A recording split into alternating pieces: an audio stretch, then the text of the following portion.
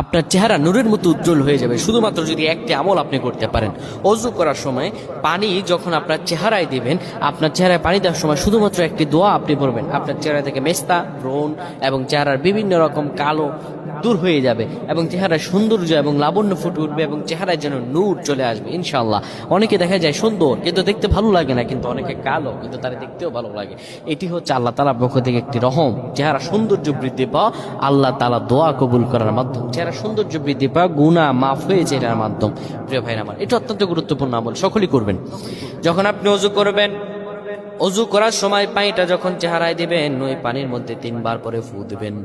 আল্লাহু নূরুস সামাওয়াতি ওয়াল আরদ আল্লাহুম্মা ইগফিরলি, আল্লাহু নূরুস সামাওয়াতি ওয়াল আরদ আল্লাহুম্মা ইগফিরলি। এই দোয়াটি 3 বার পরে সেই পানির মধ্যে ফু দিয়ে পানিটা চেহারার মধ্যে লাগাবেন। আমার আল্লাহ আপনার চেহারার